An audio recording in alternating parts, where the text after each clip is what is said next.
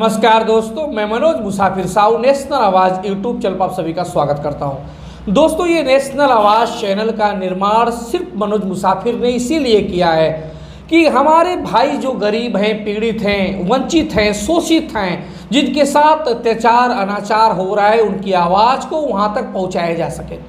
मैं अभी अपने खर्चे पे इस चैनल को धीरे धीरे सींच रहा हूँ। समाज से सपोर्ट नहीं मिलता है। समाज से अगर सपोर्ट मिलता तो अपने समाज के लोग पे अत्याचार अनाचार शोषण जो हो रहा है उस पर लगाम लगता, शासन प्रशासन तक आवाज़ जल्दी पहुँचती और शासन प्रशासन के लोग वहाँ पे मेरी बात को सुनते और कद्र करते।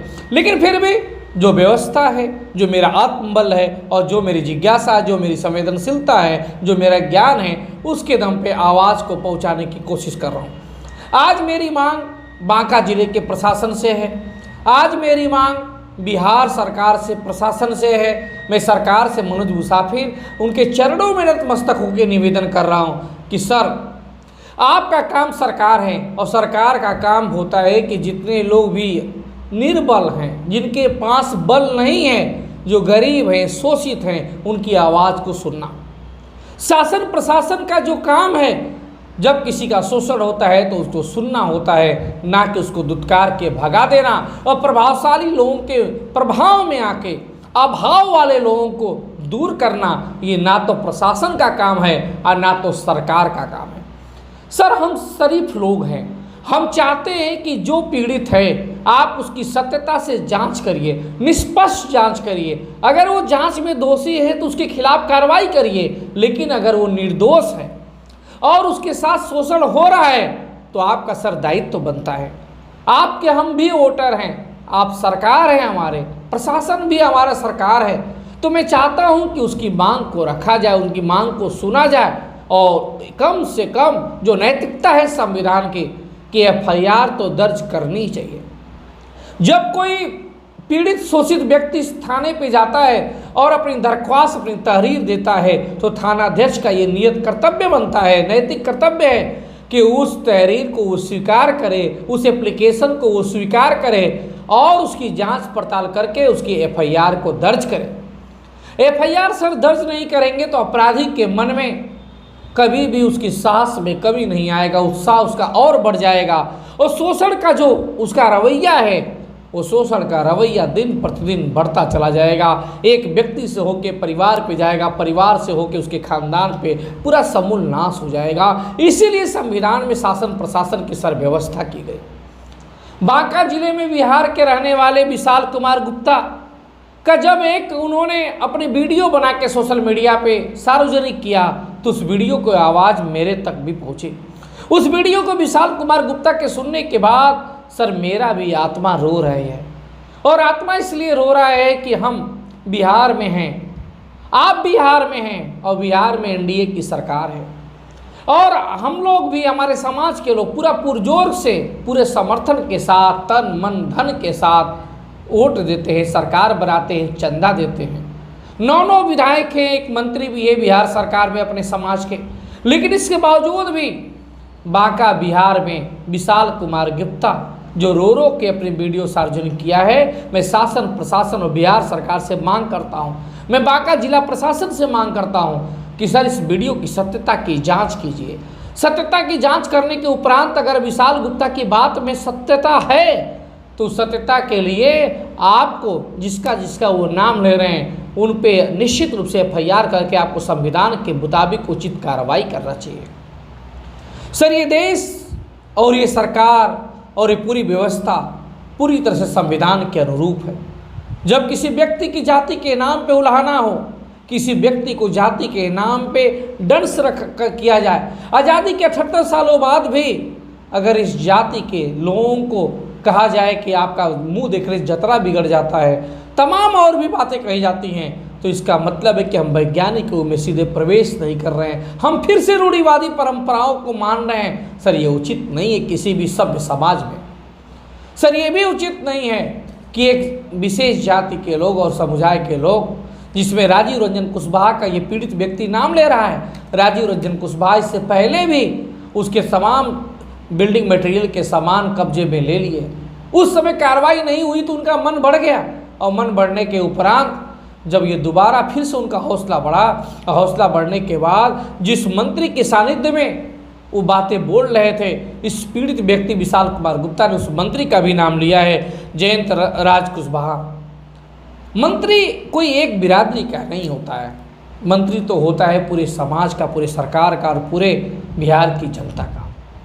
सर आपका न्याय, मंत्री जी आपसे भी निवेदन है कि आपका ये परम कर्तव्य बनता था, जब आपके सामने राजीव रंजन कुशवाहा उस पीड़ित व्यक्ति को मारने की अगर बात करते थे, बात में सत्यता है, तो आपके उस पर उसी समय पट्टापेच करना चाहिए, रोकना चाहिए, लेकिन शायद सर आपने नहीं किया। मैं शासन प्रशासन से मांग करता हूँ कि विशाल कुमार गुप्ता की बात को सुनी जाए। इनकी मम्मी पंचायत समिति हैं और ये गांव का राजनीतिक का मामला होता है, और गांव में राजनीतिक, हर गांव में, चाहे वो कोई भी राज्य, उत्तर प्रदेश, बिहार, झारखंड हो, छत्तीसगढ़ हो, हर राज्य में, हर गांव में आपस में उठा पटक होती है, आपस में तनाव होता है, लेकिन ये सरकार और प्रशासन का काम होता है उस तनाव को दूर करना। विशाल कुमार गुप्ता का भी दुख जायज़ है, वो बार बार कह रहे हैं कि हमारे मम्मी पापा ने नहीं मारा, कुशवाहा राजीव रंजन जो लोकल नेता हैं उन्होंने मारा पीटा। सर मारने पीटने का अधिकार राजीव रंजन कुशवाहा को भी नहीं है। कुशवाहा जी को अगर आपत्ति थी विशाल के किसी क्रियाकलाप से, तो वो जाके एप्लीकेशन दे सकते हैं थाने पे उसके खिलाफ, लेकिन मारने पीटने का अधिकार नहीं है, सामान कब्जा करने का अधिकार नहीं है, जाति के नाम पे अपमानित करने का अधिकार नहीं है। और शासन प्रशासन, थानाध्यक्ष महोदय जैसा पीड़ित व्यक्ति कह रहे हैं कि हम गए थे लेकिन इसके बावजूद भी उन्होंने मेरी बात को नहीं सुना, थानाध्यक्ष जी ने नहीं सुना। सर थानाध्यक्ष ये सरकार जो होता है वो हमेशा अभाव वाले लोगों का, पीड़ित वाले लोगों का पक्ष सुनता है। प्रभाव वाले लोगों के अगर पक्ष में बात करेंगे तो सर इस देश में मात्र 10% आबादी प्रभाव वाले लोगों की है। 90% वंचित, पीड़ित, शोषित जो आबादी अभाव वाले हैं उनके साथ संविधान के साथ न्याय नहीं हो पाएगा। इसलिए मेरी हाथ जोड़ के बांका जिला प्रशासन से निवेदन है, बिहार सरकार से निवेदन है, और अपने समाज के प्रबुद्ध नेतागिरी करने वाले लोग, विधायक, शासन मंत्री से निवेदन है कि इस मामले में विशाल गुप्ता जी से संपर्क कीजिए, उनसे बात करिए, संबंधित थानाध्यक्ष से बात करिए और बात करके उनके FIR को दर्ज कराइए और उनकी पीड़ा को दूर करने का प्रयास कीजिए। आज के दौर में अगर कोई व्यक्ति रो रहा है, पीड़ा है, तो एक सच्चे समाज सेवी, एक सच्चे राजनेता, एक सच्चे सरकार और सच्चे प्रशासन का परम कर्तव्य है कि उसकी आंख के आंसू पोंछे और उसकी सत्यता वीडियो की जांच करे, और उसकी वीडियो में इसकी सारी बातें अगर सत्य हैं तो उचित कार्रवाई संविधान के मुताबिक सबको करना चाहिए। मैं समाज के लोगों से भी अपील करता हूँ, इनसे संपर्क करें, इनसे बात करें। जैसा कि वीडियो में कह रहे हैं कि आत्महत्या किसी मकसद, किसी का कारवां का, किसी डिसीजन का विकल्प नहीं होता, ये कायर लोग करते हैं। मैं विशाल जी से, मनोज मुसाफिर निवेदन करूंगा, हिम्मत रखिए, एक समय ऐसा आएगा कि यही राजीव रंजन कुशवाहा और यही जयंत राज कुशवाहा जिस कुर्सी पे हैं, जिस प्रभाव में हैं, आप उनसे भी आगे जाएंगे। लेकिन आप जब को लड़ना पड़ेगा, संघर्ष करना पड़ेगा। मैं संघर्ष करने के लिए लगातार आवाज़ उठाता हूँ। इस वजह से मेरा निवेदन है, ये सब निगेटिव थॉट अपने अंदर मत लाया करिए। संघर्ष है, जीवन में सच्चाई का सामना करिए। कभी कभी दुख आता है, कभी प्रताड़ना होता है, कभी शोषण होता है। उसी शोषण न्याय के खिलाफ आपके पूर्वजों ने, महात्मा गांधी से लेकर, भामाशाह से लेकर, ज्योतिबा फुले से लेकर, संत गादगे महाराज से लेकर, कर्मा देवी से लेकर, सभी ने, रंपा तेली से लेकर, धनुआ तेली से लेकर, लंबा इतिहास है, छत्रपति साहू जी महाराज से लेकर, ज्योतिबा फुले से लेकर, सबने एक लड़ाई लड़ी है, हार नहीं, हिम्मत से हारा है। ये व्यवस्था, ये सिस्टम को ही तो चेंज करना है। आप अगर हिम्मत हारेंगे तो कैसे ये व्यवस्था चलेगी? आप जैसे युवाओं को हिम्मत से काम लेना चाहिए। और निश्चित रूप से मैं आश्वस्त होना चाहता हूँ कि बिहार सरकार इस फरियाद को सुनेगी, और मैं समाज के लोगों से अपील करता हूँ कि विशाल गुप्ता जी के ये वीडियोस देख लें और उसके बाद उनका उचित मदद जरूर करें। मैं विशाल कुमार गुप्ता, मेरा घर बैतपुर, जिला बांका, थाना समूहगंज है। मेरी मम्मी वर्तमान में बैतपुर पंचायत की पंचायत समिति है।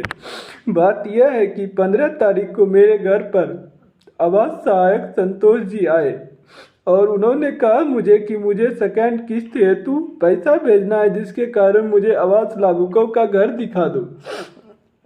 तो मैंने जाकर उनको घर दिखा दिया। मैं एक तेली समाज से बिलोंग करता हूँ और मैंने जब घर दिखाते दिखाते कुशवाहा टोला में गया तो वहाँ के कुछ दबंग राजीव रंजन कुशवाहा द्वारा, जो कि वर्तमान में भी जदयू जिला के उपाध्यक्ष है समूहगंज प्रखंड के, उन्होंने कहा तुम यह सब काम नहीं कर सकते हो, तुम घर नहीं दिखा सकते हो किसी को, तुम्हें को मेरे टोला में आने का अनुमति नहीं है, घूमने का अनुमति नहीं है, क्योंकि तुम तेली हो, तुम मनुष्य हो, तुम्हारा शकल देखने से मेरा जतरा खराब हो जाएगा।